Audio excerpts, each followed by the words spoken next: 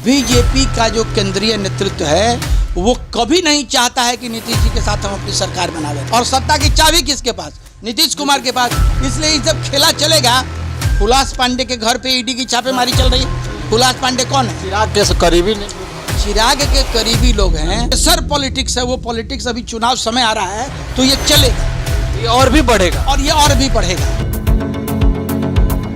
नमस्कार, आप देख रहे हैं फाइनल पोस्ट पुरुषोत्तम के साथ। नीतीश कुमार को लेकर के काफी चर्चा चल रही है, लेकिन ये बात भी सही है कि नीतीश कुमार को अगर कोई छेड़ देता है तो फिर नीतीश कुमार उसे नहीं छोड़ते। आपने देखा कि किस तरह से सम्राट चौधरी को उप मुख्यमंत्री बने रहना हुआ तो उन्होंने पगड़ी उतार दिया, फिर उन्हीं की तरह हरकत कर बैठे हैं विजय कुमार सिन्हा। साथ साथ नीतीश कुमार की पलटी मारने की भी खबरें चल रही है। तमाम चीजों पर बातचीत करने के लिए हमारे एडिटर इन चीफ मौजूद हैं। इन्हीं से जानेंगे कि विजय सिन्हा ने जो बयान दिया है कि अटल जी का शताब्दी दिवस तो हम मना रहे हैं, लेकिन जब तक भाजपा का पूर्ण रूप से सरकार बिहार में नहीं बन जाता तब तक अटल जी का सपना पूरा नहीं होगा। इस बयान के क्या मायने हैं और इस बयान को सुनने के बाद नीतीश कुमार क्या इसी तरह से छोड़ देंगे, पहले इस पर चर्चा करते हैं। स्वागत है सर आपका। धन्यवाद पुरुषोत्तम। विजय कुमार सिन्हा जी ने जो बयान दिया कि भाजपा का पूर्ण रूप से सरकार बिहार में नहीं बन जाता है तब तक अटल जी का सपना साकार नहीं होगा, इस बयान के क्या मायने हैं और नीतीश जी का इस बयान पर क्या रिएक्शन होगा? हालांकि वो बोलते कुछ नहीं है, लेकिन वो जो कर देते हैं शायद बोलने वाले लोग भी उतना न कर पाए। देखिए पुरुषोत्तम, अकुलाहट, छटपटाहट, घबराहट है ना, ये भारतीय जनता पार्टी के शीर्ष में जो लोग यहाँ बैठे हैं उनकी धीरे धीरे बढ़ती जा रही है। इसलिए कि जो ये कयास लगने की बात हो रही है, कयास लग रहे हैं, सोशल मीडिया पे इस तरह की बातें आ रही हैं कि कहीं नीतीश जी फिर से पलटी तो नहीं मारेंगे, है ना। तो नीतीश कुमार के बारे में क्या है कि उनकी जो प्लानिंग है वो प्लानिंग किसी को समझ में नहीं आती है। उनके इर्द गिर्द रहने वाले लोगों को भी 11th आवर में पता चलता है। जैसे जीतन राम मांझी का जो प्रकरण हुआ, तो आप ये समझिए कि जीतन राम मांझी को 11th आवर में कहा गया कि आपको मुख्यमंत्री बनना है, ओथ लेना है ना, और जीतन राम मांझी आए, उन्होंने ओथ लिया। तो नीतीश कुमार की जो स्ट्रेटेजी है वो स्ट्रेटेजी बिल्कुल पकी पकाई स्ट्रेटेजी होती है जो उनके दिमाग में चलती रहती है ना, और उसी दिमाग के आधार पर वो अपना काम करते हैं। तो जो कयासों का बाजार इधर गर्म हो रहा है ना, भारतीय जनता पार्टी के नेताओं को लग रहा है कि अरे बाप रे, अबरी अगर पलटी मारे तो फिर सत्ता हाथ से चली जाएगी। बड़बोलापन दिखाने की जो कोशिश होती है ना, वो कोशिश करते हैं, और चूंकि भाजपा में बड़बोलापन दिखाने के बाद अवार्ड भी मिलता है। जैसे पूरे देश के केंद्रीय राजनीति को अगर आप देखेंगे तो नरेंद्र मोदी ने और अमित शाह ने एक ऐसे नेता को अपने साथ पाल रखा है, हाँ, जिनको बड़बोलेपन के लिए ही जाना जाता है। कौन है वो? गिरिराज सिंह। जब भी कोई उल्टा पुल्टा बयान देना हो, ठीक है, तो बयान किनसे लिया जाता है? गिरिराज सिंह से, है ना। क्रांतिकारी आगाज कर, हाँ, क्रांतिकारी आगाज कर देते हैं। तो और वो जो बयान देते हैं कोई उनका अपना बयान नहीं होता है। अच्छा। वो स्क्रिप्ट होता है, बताया जाता है कि यही बोलना है। अच्छा। है ना, और उसको उस तरीके से वो प्रोड्यूस कर देते हैं। यही गिरिराज सिंह जी हैं, उनका मेन आप ये समझिए कि जो मुख्य पहचान जो है वो मेन मुख्य पहचान कुकर में सीटी लगाने का काम वो करते हैं। तो विजय सिन्हा ने भी इस तरह की बयान के माध्यम से अपना बड़बोलापन दिखाया, लेकिन तुरंत ऊपर से फिर चाप दिया गया, तो उन्होंने फिर से अपना बयान बदल दिया, उससे यू टर्न ले लिया कि नहीं हमारे नेता तो नीतीश है, नीतीश के नेतृत्व में ही, है ना, सरकार बनेगी, हम लोग चुनाव लड़ेंगे। अब देखिए एक चीज आपको बता रहे हैं, कयासों का बाजार गर्म है, और जितने कयास के बाजार गर्म होंगे नीतीश कुमार को उतना ही बेनिफिट होगा। अब आप ये समझिए, नीतीश जी को भी पता है कि उम्र के अंतिम पड़ाव में चल रहे हैं, है ना। वैसी स्थिति में हर पिता को ये लगता है कि साहब अपने पुत्र को थोड़ा हम भी स्थापित कर देते राजनीति में, ये जो हमारी विरासत बनाई हुई है उसको ध्यान में रखते हुए। अब आप एक चीज आपको बताते हैं कि ध्यान में रख लीजिए, नीतीश जी अंतिम समय तक प्रधानमंत्री नहीं बन पाए, ये कसक तो उनके मन में है ना। तो अब उप प्रधानमंत्री से हो सकता है उनको समझौता कर लेना पड़े। भारतीय जनता पार्टी को लगता है कि अगर नीतीश कुमार ने इस बार हमारा साथ छोड़ा तो वैसी स्थिति में हमारे केंद्र की सरकार भी हिलेगी।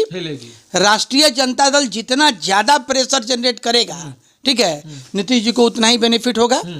तो ये जो प्रेशर पॉलिटिक्स है वो पॉलिटिक्स अभी चुनाव समय आ रहा है तो ये चलेगा, ये और भी बढ़ेगा और ये और भी बढ़ेगा। अच्छा। है ना। लेकिन जहां तक मुझे जानकारी है सत्ता के गलियारों से और कुछ वरिष्ठ पत्रकारों से, कोई परिवर्तन नहीं होने जा रहा है। नीतीश जी कोई पलटी उल्टी नहीं मारने जा रहे हैं, है ना। नीतीश जी उप प्रधानमंत्री बनने की रेस में आगे हैं, है ना। और बिहार की जो बागडोर है उसके बाद वो बिहार की बागडोर भारतीय जनता पार्टी को देंगे। लेकिन 2 उप मुख्यमंत्री इनके होंगे, उसमें से एक इनके पुत्र हो सकते हैं, एक विजय कुमार चौधरी होंगे। और भी एक बात है, गृह मंत्रालय, होम मिनिस्ट्री जो है वो जनता दल यूनाइटेड के पास ही रहेगा। मतलब विजय कुमार चौधरी उसको देखेंगे या इनके पुत्र उनको देखेंगे। ये एक बात अभी निकल के सामने आ रही है। और मैंने कहा ना कि जैसे आपदा में अवसर ढूंढ लेते हैं नीतीश जी, तो नीतीश जी को हर राजनीति में कब कहाँ किस तरीके से एक्ट करके अपने आप को स्थापित करना है, ये ज्ञान बुद्धि उनको राजनीति में तो कम से कम है। इसलिए कि भारतीय जनता पार्टी के कद्दावर नेतृत्व को भी इतनी ताकत नहीं है कि नीतीश कुमार से अलग बिहार में शासन बना दें। 2 विकल्प हो सकते हैं। एक और विकल्प की बात आपको करते हैं।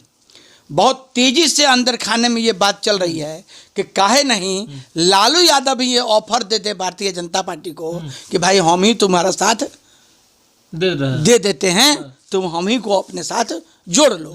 भारतीय जनता पार्टी में भी कुछ लोग हैं ऐसे जो ये कहते हैं कि हाँ भाई ये हो जाए तो कम से कम नीतीश कुमार से मुक्ति मिल जाएगी। लेकिन लालू यादव का जो दागदार चरित्र है उसके चलते बीजेपी फिर से दागदार हो जाएगी। हाँ, दागदार। हालांकि बीजेपी के पास वॉशिंग मशीन है।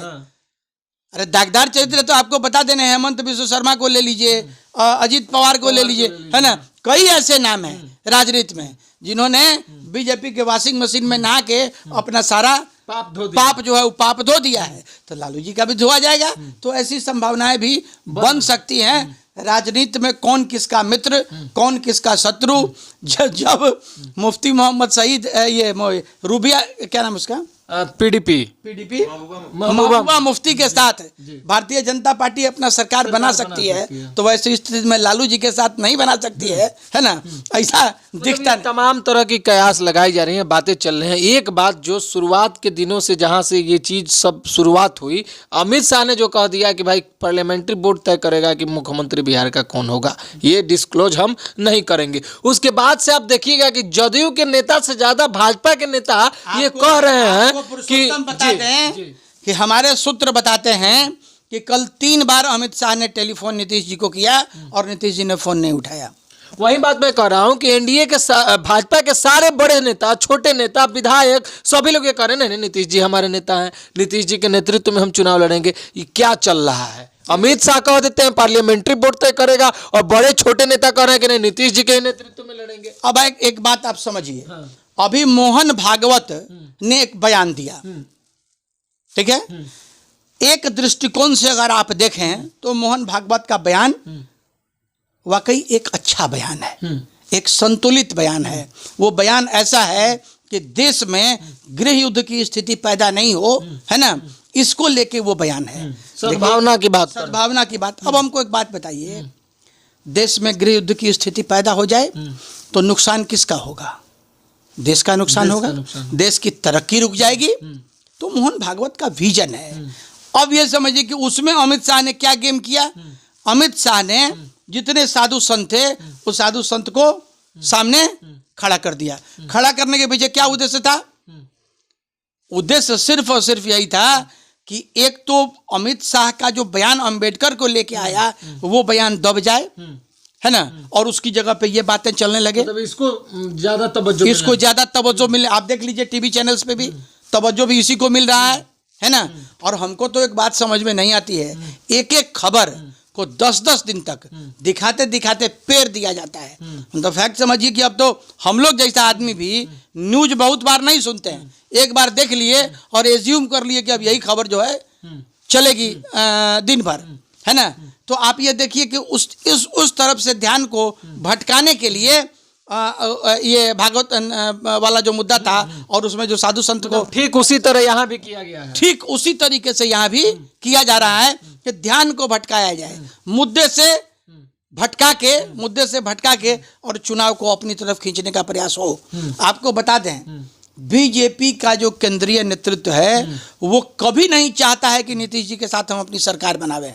अच्छा, लेकिन वो त्रिशंकु वाली जो स्थिति होती है ना कि ना गिलते बनता है ना उगलते बनता है, बीच में लटके हुए हैं, है ना।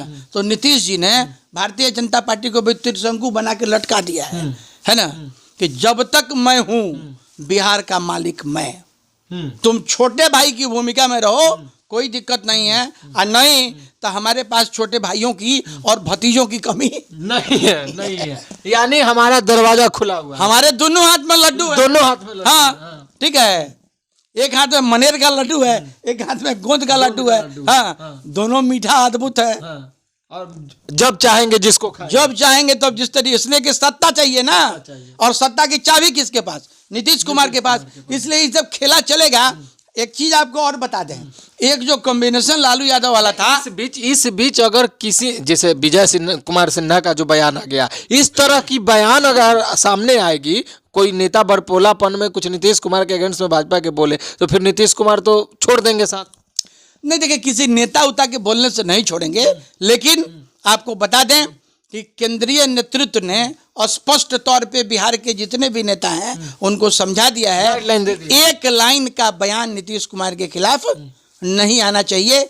गठबंधन के जो साथी हैं वो साथी एक साथ रहें। अब एक बात आपको बता दें कि अभी तुरंत एक सूचना आई, हुलास पांडे के घर पे ईडी की छापेमारी चल रही है। हुलास पांडे कौन है? चिराग के करीबी लोग हैं, चिराग के करीबी लोग हैं, और ये भी बताया जाता है कि चिराग पासवान का जो पैसा है उस पैसे को हुलास पांडे के माध्यम से इन्वेस्ट कराया जाता है।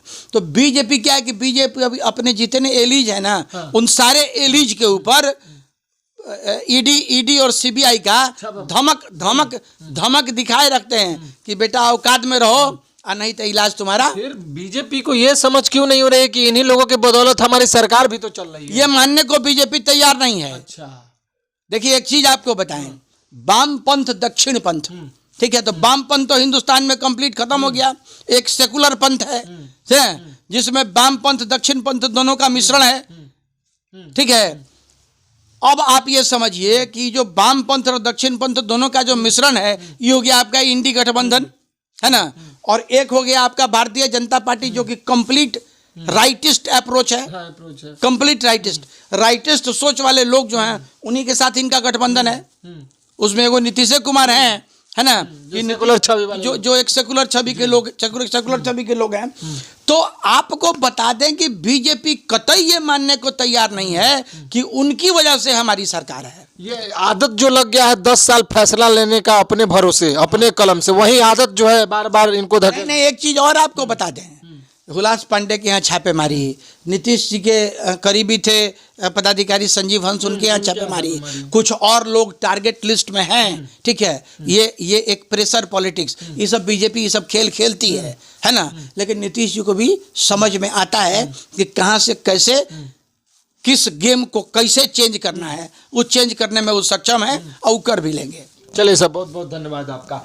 तो जैसा कि आप देख रहे थे कि बिहार में इस वक्त जो माहौल चल रहा है और सबसे ज्यादा चर्चा नीतीश कुमार की हो रही है, लेकिन तमाम चर्चाओं के बाद निष्कर्ष यही निकल रहा है कि नीतीश कुमार जो चाहेंगे वही करेंगे। नीतीश कुमार के दोनों हाथ में लड्डू है। नीतीश कुमार ने बिहार में आज के इस वक्त में भी अपने आप को इस कदर स्थापित करके रखा हुआ है कि कुछ भी हो जाए मुख्यमंत्री नीतीश कुमार रहेंगे।